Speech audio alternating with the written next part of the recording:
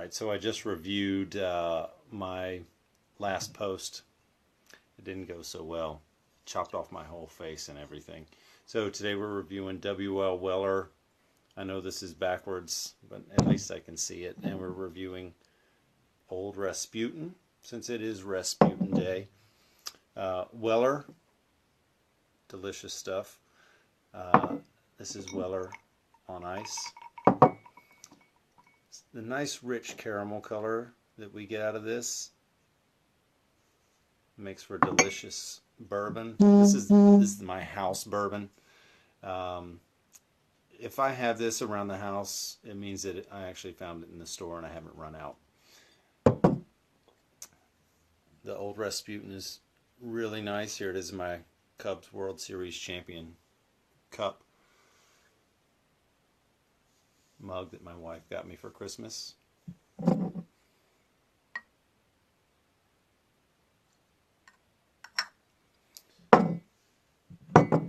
Weller's the original wheated bourbon.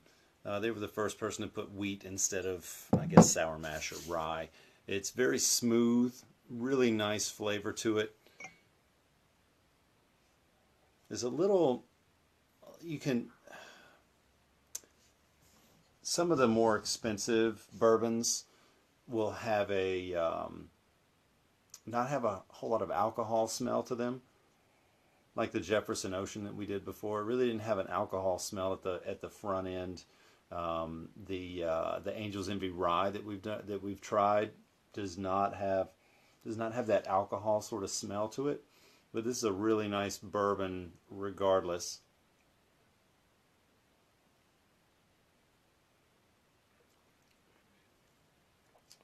A little heat on the back end. You can feel that spice at the front end, right there at the tip of your tongue. Now we'll try it on ice.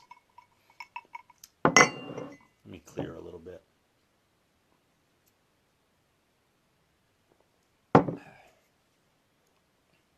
Man, those go pretty nice together.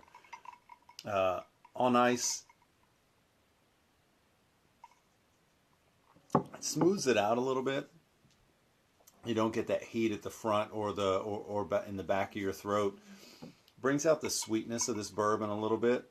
One of the reasons I drink bourbon is for that sweetness, so that it doesn't have like a potatoey flavor or anything along those lines. Adding ice to this rounds it out a little bit, makes it coat the tongue a little bit more, keeps it nice and soft on the palate. Brings out a little bit of the flavor to it without that heat having to kill the flavor. One day I'll try it strained over ice instead of with the cube in there. But with it melting, it makes for a nice drink after dinner. By itself, just neat. There's going to be a little more heat to it. Might be better before dinner. Possibly a dessert, but it seems like it would be better before. Not so great after dinner. Like the Angel's Envy Rye would be good after dinner.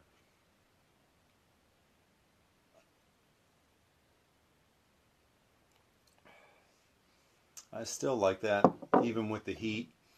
The Old Rasputin,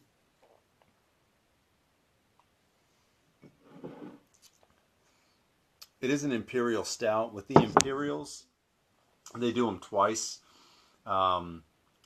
It's twice the brewing process, is from what I understand. I'm not a beer expert. I just like to drink it. I don't need to know all the processes behind it. But this is about a 9% ABV, so it's a little higher on the alcohol content than, say, your I don't know, your average Pilsner or lager. Real good dark richness to it. With the Old Rasputin here, the flavor is not so super strong. I wish it was I was hoping for a little bit more out of it, like the breakfast stout that I've had, the oatmeal stouts, or the coffee stouts. But this one is it's good. It's worth the $3, I guess, that you pay for it. But it won't be high on my list. I probably won't be buying it again. I've got a few others that I like a little bit more. It's worth it to give it a shot at some point if you're in the store and you're looking for something new. A good flavor to it, but not super sweet, not super strong. Although it does have a high ABV, it's not a super strong flavor on the beer.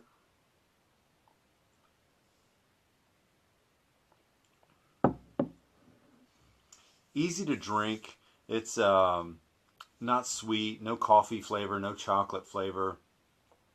There's not really that cocoa notes, but it does have that nice bitterness that you might want to look for if you're um, when you're having a couple beers out.